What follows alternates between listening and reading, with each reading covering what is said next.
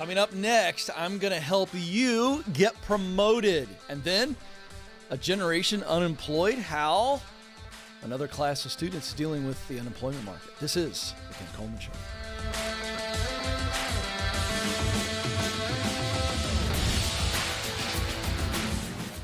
All right, here we go. Coming to you live from our Ramsey Solutions studios in Nashville. You are joining a conversation about you. Who you are, what you were created to do, where you want to do it, and how to get there. That sounds fun. It should. Some of you are going, ugh, I can't bear the thought of thinking about all these things. Well, you should, because it can be quite exciting if you allow yourself to truly dream and understand that there is a way to make the dream a reality. And that's my job, to pull that out of you, to coach you along the way. You were created to work. Another way of saying that might sound better and feel better, is you were created to contribute. You were created to fill a unique role. You are needed, and you must do it. So come on, come off. You're not where you want to be, whatever the reason is. Let's figure out what ladder you need to be on and figure out how to climb it. It is a toll-free number to jump in, 844-747-2577. I don't know why I just blipped like that. I have a reason why. I'm a little unsettled, and I'm going to tell you why in just a moment. It's really fun. 844-747-2577. I'm coming over to the laptop here because I got to get the YouTube chat room up on my computer, because I just feel there might be some chatting going on in just a moment. So, am I truly unsettled? No. Am I a little discombobulated? Yes. By the way, that's a great word we should use more often. Why? Well, most people don't use it, so it'll make you stand out. That's a 75-cent word. You know, you talk about the 50-cent word. Discombobulated is a 75-cent word, and it just simply means I'm a little unsettled, a little ruffled. So if you drop that out there, everybody knows. So before we get into our teaching here on how to get promoted, I got to share this with you folks, because there's a teaching lesson here into what just happened to me. Now, Madison, the producer, is in the control room. She's getting on the mic because she's involved.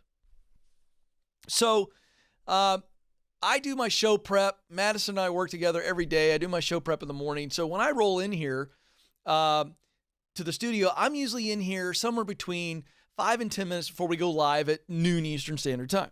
So today I came in and I just had an extra cup of coffee. Today, I just felt like I wanted a cup of coffee. And I don't normally bring coffee into the studio. I'm usually done with my coffee drinking. But maybe it was the fire drill that we did at Ramsey Solutions. I don't know. 1,000 people outside. Maybe I was just unsettled. I don't know. I bring in a full cup of coffee. Now, this is the problem. I always fill my coffee to an uncomfortable level. Do you know what I mean? To where it's like, there's no margin for error here. It's a little close. Like just a normal pace of walking could cause some sloshing. This is problem number one. But here I am, and I'm probably a good 5 or 6 gulps into it, so it's not brimming full. I run into Trevor, the YouTube guru, outside the door, and we're talking. Madison, the producer, walks by. She comes in here to do something important. What were you doing in here? I was trying to get Trevor a chair. You're trying to get Trevor a chair? Yeah, I was trying to be nice. Oh, you're a servant leader. Yeah, exactly. You are a servant leader. I love that. So she's trying to serve the team. Okay. Well, I'm talking to Trevor, and incidentally, these doors are soundproof, so they weigh 4,000 pounds. So I'm standing right outside the door, focused on Trevor. So I'm doing this number, looking at Trevor. Trevor and I are talking. Madison comes out the door with the chair as I'm saying whatever to Trevor and moving into the studio, and we do a right shoulder. My right shoulder hits her left shoulder. Boom. Full on collision. Head on collision. And this is what happened. So let's see here. Can we see this on the camera? So this is, and I'm very excited about this. I chose this shirt. It's a Vineyard Vine shirt. Now, by the way, you see, let me see if I can get this here. See both sides of the shirt? I mean, whoa. I mean, this is what, 3 minutes before we go live? It was like a straight cartoon. Yeah, it's like a cartoon. 3 minutes before I go live, boom, collision, coffee everywhere. And I was very excited about this shirt. It was very springy. I even complimented you. I said it looked really refreshing. Thank you very much. It looked very bright. Yeah, well, now here's the moral of the story. Sometimes life happens. All right, nobody could see that. coffee everywhere. By the way, I know concerned people are wondering if your skin is okay. Got a little bit on you. You're wearing all black. Oh, yeah. Helps. All black. It wasn't that hot. It was mainly cream and sugar, so we're all good. It wasn't that hot. That's true. So no workers' comp filing or anything like that. And you're not going to quit on me and sue me? Well, we'll see. Okay, we'll see how the show goes. Here's the point. All right, now I'm having a little bit of fun, but you got to. So I walked in to the team. I said, I got to teach on this, right? And they're all like, yeah, you got to do it. So here's the lesson. Life happens, and we can't control it. There's just a big part of life that happens. Hello, COVID. Hello, flat tire. You fill in the gap. And so 2 things I learned from that little incident. Number 1, nothing we could do about it. Right before the show, I can let it bother me and get all mad over nothing. Or I can just go, okay, what do I do now? And then this guy right here was hanging in the closet over in the old Ramsey Solutions green room, bathroom, dressing room. It's like this wonderful little facility. And I have some other shirts downstairs I didn't have time to get to because we were shooting some videos. So always have a backup plan. Always have a backup plan because this is going to happen. But part of me now wishes that I had just done the whole show with the coffee stain on the shirt. Joe would not have liked that. It would have caused too many distractions for his taste. But there's the point. Number 1, roll with it. There's an old sports phrase. One of my colleagues, Will Rudder, who used to produce the Entre Leadership podcast when I hosted that, he's in the control room today. And you remember, Will, I would talk about rolling with the punches. That's a boxing phrase that we've used in this scenario, right? Rolling with the punches. What does that mean? It means a defensive maneuver in boxing is when you feel the punch is coming, you don't lean into the punch. Hello. You want to kind of roll back. And if you can move back, you're rolling and that punch is glancing off of you. And so sometimes we got to roll with the punches. And the best way to roll with the punches is, hey, can't control it. Let's have some fun with it. And secondly, I need to have a backup plan. I need to have multiple shirts here because it's a miracle I haven't spilled more coffee on myself. So there you go. A little extra content today. Welcome. You never know what we're going to talk about. All right. So I talked about at the top of the show, how do you get promoted? I want to give you 3 really quick and practical things you can do. There's everybody wants to be promoted. I've never met anybody that I said, how's things going? Oh, great. I'm completely complacent and I don't want to make any more money. I don't want to move up. Maybe that happens. Maybe somebody says it that way. I've just never heard it. So if you just don't want to get promoted, you don't want to move up the ladder at all, great. You can tune out. We'll get to the phones in a moment. But for those of you who want to move up, I want to give you 3 very clear actions. Number 1, when you get in a role, there is a natural human condition where we start thinking about the next role. It just is. Stop. Get super clear on what your current role is. What does a win look like now? Not next, now. So I call this knowing your role. Do you know what your leader and the company expects of you? This isn't just a job description. This is sitting down, and at Ramsey Solutions, everybody in the building has a key responsibility areas document. It's 1 page mostly. And this is what they expect of bitten off my right leg to get this job. I got it. I better appreciate it. I got to have an attitude of gratitude. So know your role is 1, accept your role is 2, and then number 3, maximize your role. So many people in life wonder why they don't get ahead, and I'm going to tell you, it's this 3rd step. You've got a clear description, you know what the expectation is, and you're doing that. But you're not doing any more than that. You don't go above and beyond. You don't look for opportunities to bring in additional value. You don't walk around acting like you own the business. And I don't mean like a jerk and telling people what to do. I mean like, this is my business. I own this. I'm picking up trash. I'm looking to help teammates. I'm going to come early. I'm going to stay late. I don't mean get out of balance, but I'm saying this is the approach. So maximize your role is to go way above and beyond what they expect. And that's how you get noticed, and that's how you get promoted. Know your role, accept your role, maximize your role. 844-747-2577, 844-747-2577. Opening up the old moleskin. By the way, additional thought here. PBS has got a great documentary out right now on Ernest Hemingway. If you're a fan of literature, I'm a fan of Hemingway. Been to his home and Key West. And Hemingway is why I use the Moleskine. He used a Moleskine journal. I love the Moleskine journals. And I love my pencils. Here we go. Phone number to jump in, 844-747-2577. Alan is going to join us in DeSoto, Missouri. Alan, you're on the Ken Coleman Show. Hey, Ken. Thanks for having me on. You bet. What's up? So, just, kind of big overview. A few years ago, life was going great. Was making six figures. Then the business I was with, we lost a huge customer, and it hurt really. The company really a lot.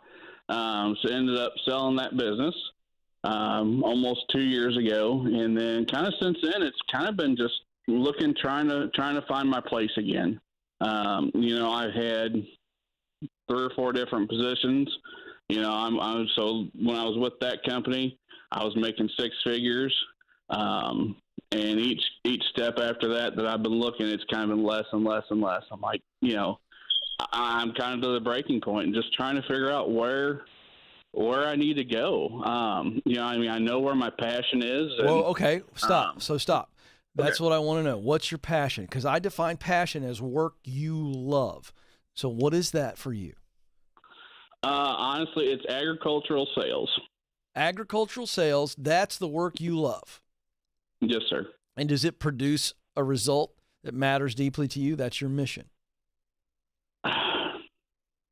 Well, I want to find that opportunity, and why do you love agricultural sales?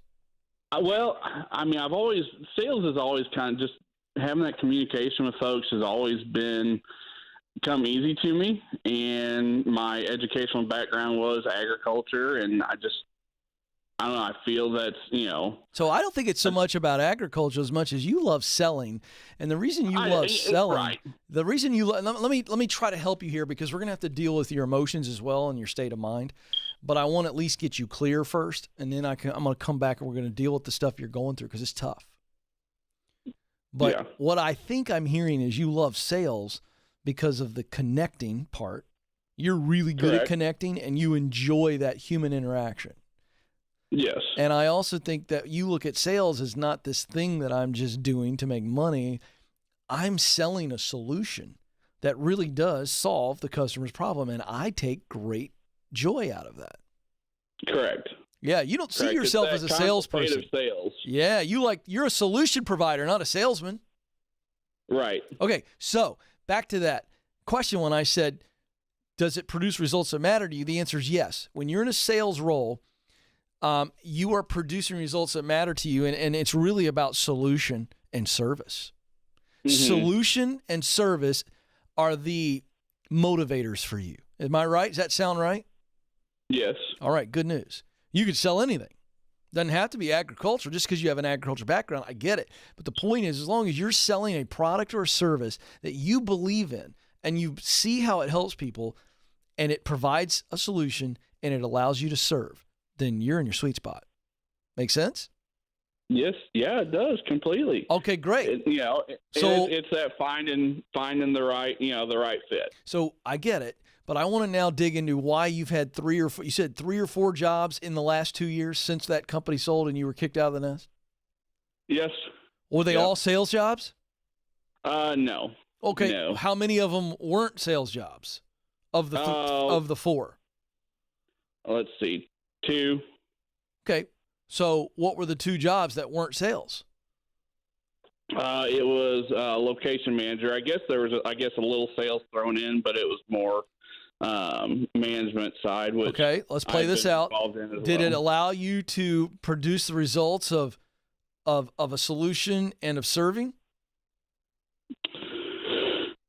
Yeah. Okay, so why didn't it work out? Because you're not. Is it that it's in the proficiency side, the talent side? Maybe you're not as talented at the leading stuff. Well, and I don't, and I guess sometimes, hindsight, you kind of always, go back and wonder that. No, I don't want to wonder. I don't want to wonder. We need to dig into this. Why did you move on from those 4 roles? Were you fired? Were you let go? What's the story, or did you leave on your own? The one was let go. The others I left on my own. Okay. Why? Okay. So we got to learn from that. Okay. I'm not going to unpack all that here on the show, and you don't have to do all that, but right now, but you need to do that.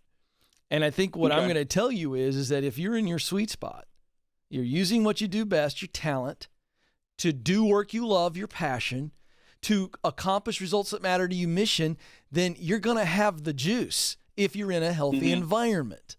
Okay? So that's what you're looking for. I'm looking for roles that are in my sweet spot so I can use what I do best to do work I love to produce results that matter to me. And it needs to be in a healthy culture. Okay. Don't overthink it. So that's what you're looking for. I mean, any sales job. It doesn't have to be agricultural sales. Fact is, salesmen and saleswomen are salespeople. They can do it. And so I think you've got to really dive into this. I think today before you go to bed, tonight before you go to bed, I want you to spend some time alone. And I want you to get out a pencil, paper, and I want you to write down why these other jobs, they weren't a good fit. Because you keep saying fit, and I'm trusting you that they weren't a good fit. I want you to identify why they weren't a good fit, and those become red flags that we need to be aware of. But don't overthink this. Don't get down on yourself, because I understand this. Let me tell you what research says. If someone is without a job for up to 6 months, the emotional impact on that person is the same as losing a loved one. I'm going to let that sit, because some of you may have been out of work that long, or you've been out of work 3 or 4 months and you're beginning to feel that. And you need to understand, this isn't a you problem. You're a human being. Why do you think I open up the show every day by saying you were created to fill a unique role? You were needed. You must do it. Do you think I just say that because I think it sounds good? Some of you are going, yeah, I think that's probably why you say it. No, it's not why I say it.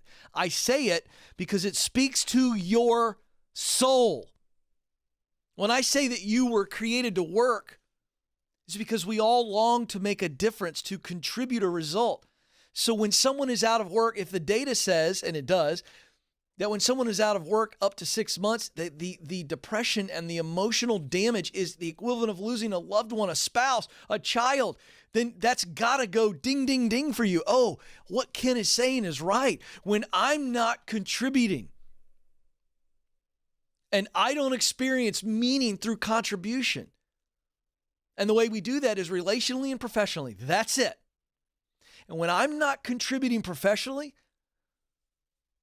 devastating. And so, Alan, you need to acknowledge, A, there's nothing wrong with you. B, you're hurting because you can't get traction. You haven't been able to do that meaningful work. And so you need to get some people in your life you can talk to. Maybe professional counseling, maybe a pastor, maybe just a really good friend who's going to lift you and say, hey, man, you're good. You got to own this and heal. Secondly, you got to get back up on the horse and go, wait a second, Ken just walked me through my sweet spot. There are a million jobs in that sweet spot for me. Review what you do best, your talent. Review the work you love to do. We already talked a little bit about that. And then focus on the mission.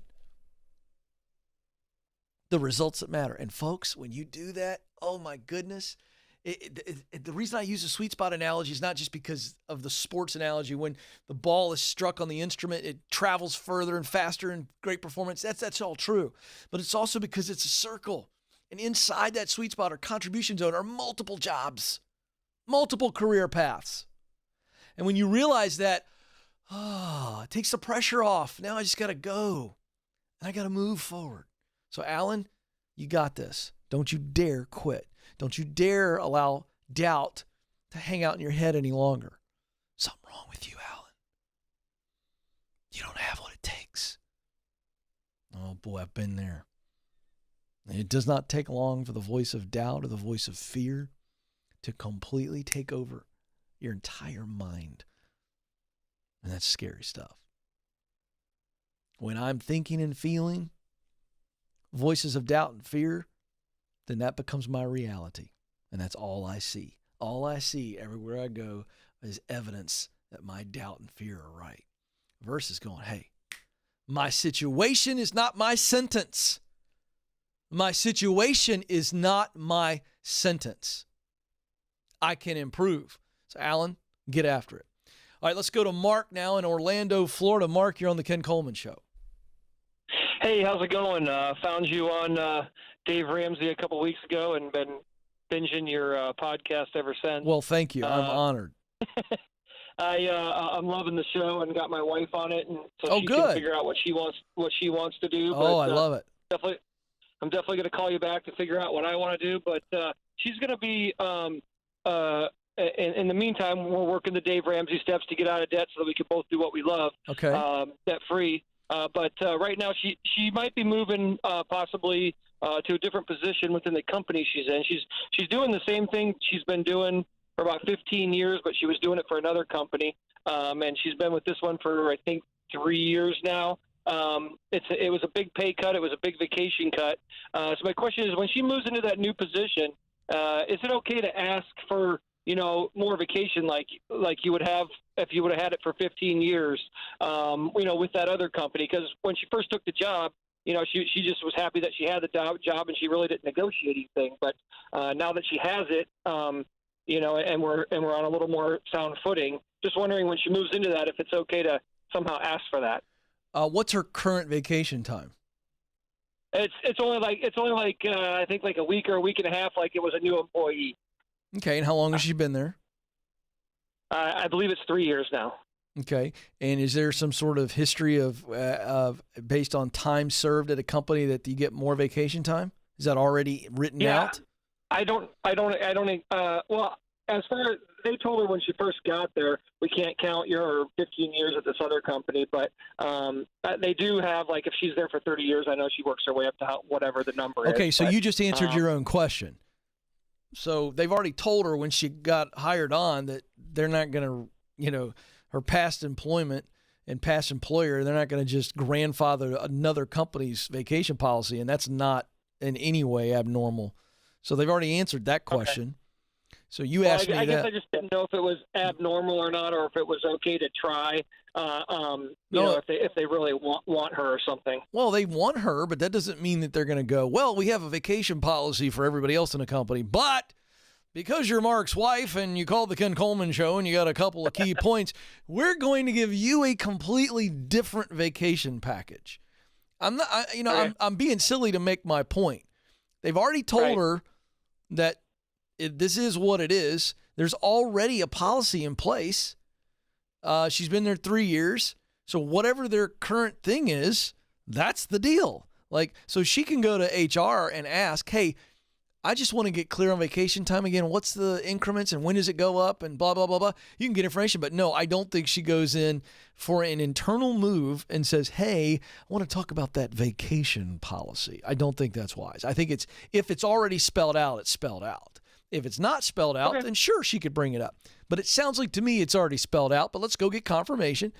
And again, let me reiterate, Mark, if it's not spelled out and it's ambiguous, sure, she can go, hey, I'm excited about this.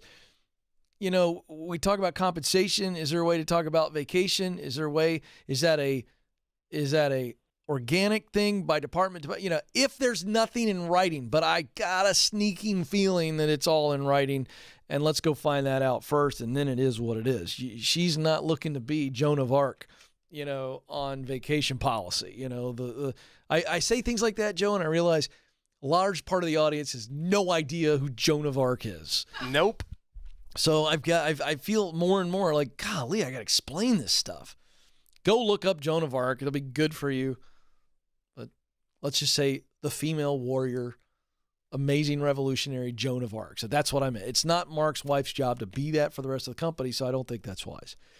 844-747-2577. Coming up, we're going to talk about the unemployment numbers for those Gen Zs coming out of college and what they can do about it. Don't move. This is the Ken Coleman Show.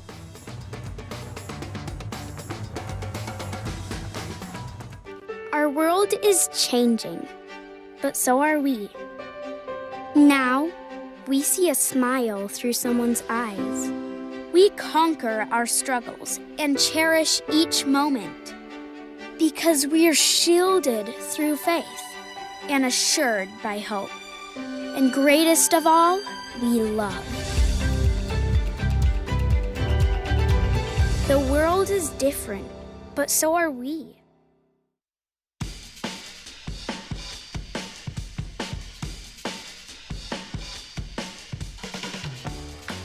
All right, folks, welcome back to the Ken Coleman Show, coming to you from our Ramsey Solutions studios in Nashville.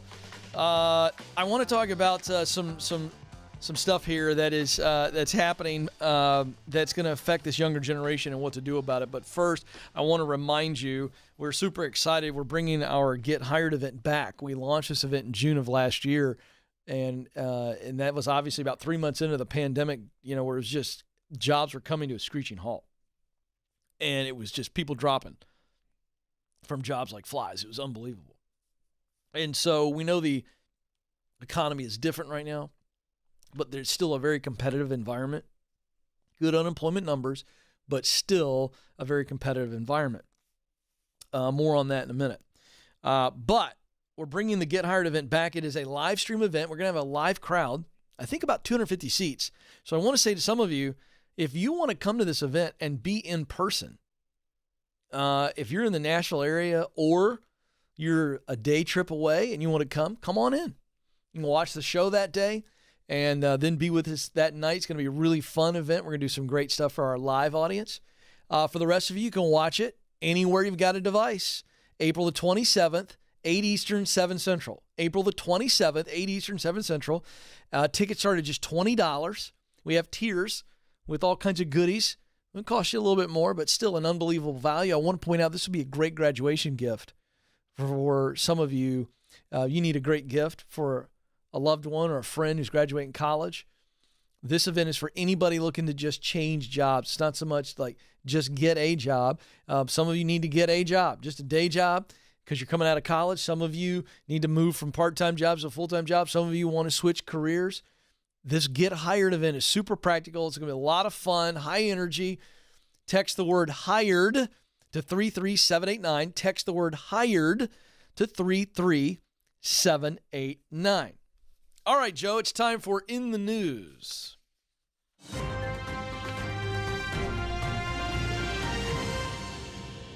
Generation unemployed.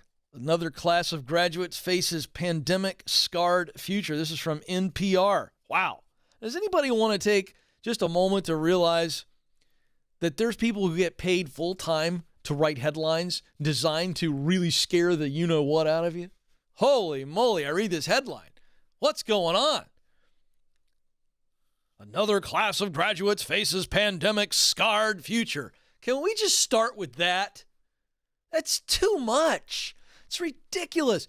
If I'm a college graduate or a parent of a college graduate and I read this headline, I'm like, the sky is falling. My kid's going to be homeless. What are we doing here? Everybody take a deep breath. I got to tell you, because this is non-political, I have no problem teeing off on this. This is ridiculous. This is designed to scare you to death. It's not a pandemic-scarred future.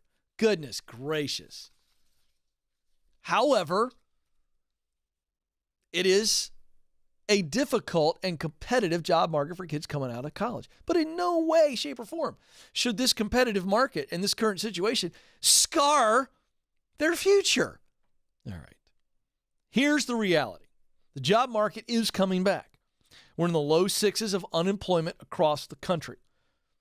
More than 900,000 jobs are created, with a big boom coming from, struggling sectors like hospitality, tourism, things of that nature. As things are opening up, bars, restaurants, destinations, people are going. Okay, so you're going to see those hourly wage positions and lower wage positions, those are going to come back. However, for students coming out of college that are not, they're looking for that professional job, the unemployment is much higher. Now, it was 27.4%. That was the unemployment rate for college grads in April last year. Of course, it was just like, it was almost like they just went and just shut the thing down, shut the job market down. And now it's 11.1%, but that is significantly higher than the overall unemployment rate of low 6. So it's higher for those aged 16 to 24. Again, let's break that down so that we don't just go, oh, doom, doom, and gloom. Number one, we're talking about ages 16 and 24. High percentage, certainly the teens, that are working in fast food, restaurants, vacation destinations. So those jobs are slowly coming back, even in the most locked down of states. And there are still several that are just dragging their feet. So what that does for those people is it's just, there's not a lot out there. Okay, now let's look at the college student who's looking to move into the professional sector, salaried positions, if you will, and they're looking to move into professional jobs. What are they facing? Well, because there are older, more experienced workers that have been pushed out of the nest due to COVID, they are competing against people who have more experience. That will eventually cycle itself out, which is why, again, I'm saying this is not some scarred future. This is just the aftermath of a storm. There's going to be some difficulty when a storm comes through and knocks the power out and blows things apart and there's damage. There's just some recovery time. That's where we sit. It's not going to scar your future. It's not going to hold you down the rest of your life. You're in a very competitive situation where, for those of you coming out of college into professional jobs, you are competing against people who have more experience, who've been displaced. And it doesn't mean that big bad corporate America and awful leaders don't like you because you're young and inexperienced. Don't buy that narrative. If you were hiring somebody and you had two people, both great individuals, both talented and smart, but one had a lot more experience than the other, which way are you going to go? So let's just take a deep breath and understand this is the recovery from a storm. There are really, really good signs right now about this job economy. Corporations are looking to hire. The economy's warming up. I think we're going to see a really strong response in the second, third, and fourth quarter of this year, which means companies are going to hire. And now you're going to see that unemployment rate continue to drop. And when it drops, folks, listen, a year ago, just over a year ago in February of 2020, the unemployment rate was 3.4%. That was historically low. And more important than being historically low, the reality was there were more jobs available than people who were unemployed. And guess what that meant, Joe? That salaries and wages were going up because companies know I got to compete for people. So, folks, we're not that far removed from that. If we're low sixes now and we were at 3.4% then, hey, folks, I got to tell you something. I'm not a news organization. I'm not an editorial writer, so I don't have to scare the ever-living crap out of you. I get to tell you the truth, and I'm telling you, we're in good shape. We're in good shape. So, for young people, is it tougher season right now? Yes. Hang in there. What's my practical advice other than hang in there? Just go get a job or two. If you got a degree in sociology or you got a degree in communications and you had wanted to go into publicity or whatever, and you can't get that or you're struggling, don't quit looking, number one. Keep going after it.